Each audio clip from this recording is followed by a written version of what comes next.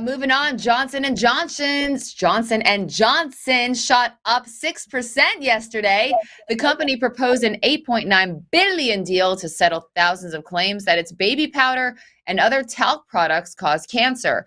On top of that, J&J's subsidiary LTL Management, which is taking tens of thousands of lawsuit heat, has filed once again for bankruptcy.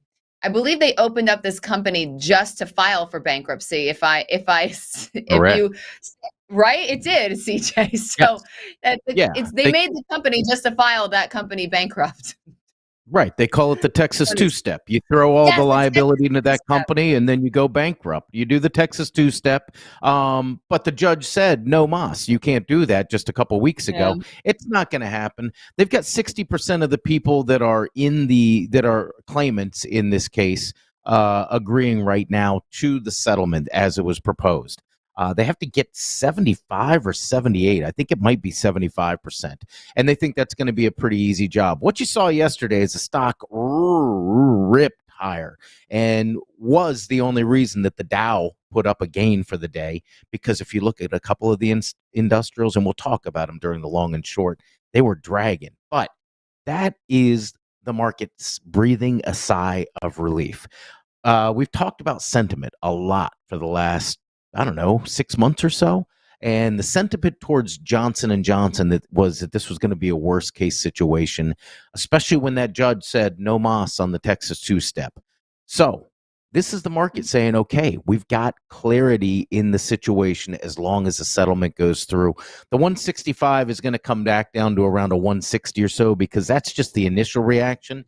You'll see the company, I think this is 10% of that $9 billion, 10% of the company's revenue for a year, but they're paying this out over 25 years.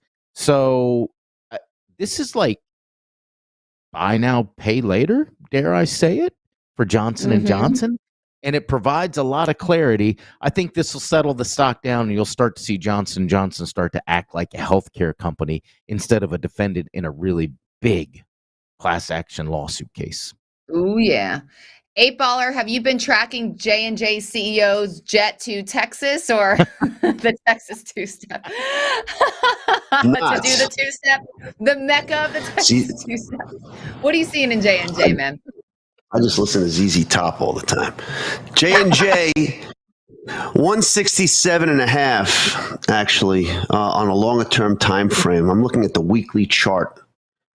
So clear, super clear overhead resistance, because in this area there was a little bit of consolidation and it broke out to then test and broke down. So what was once resistance became support, and once support is broken, now becomes resistance. So the stock currently hanging on a longer term VWAP right now. We always refer back to the VWAP, the Warlock's room. So overhead resistance, 167.5, pretty clear. CJ talking about a pullback off of the gap as the markets digest that news.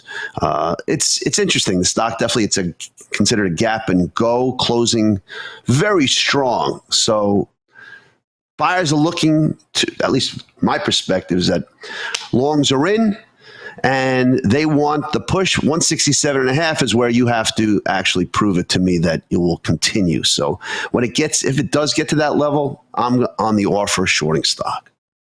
That's exactly where I see it. And that's right around the 200-day moving average as well. There's a little bit of a thin zone maybe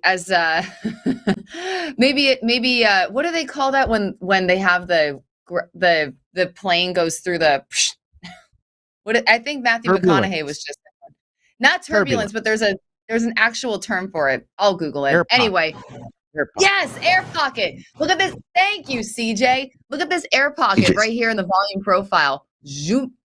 I see resistance going up to 167. That's right around the moving average, and that's where we'll see it fly down.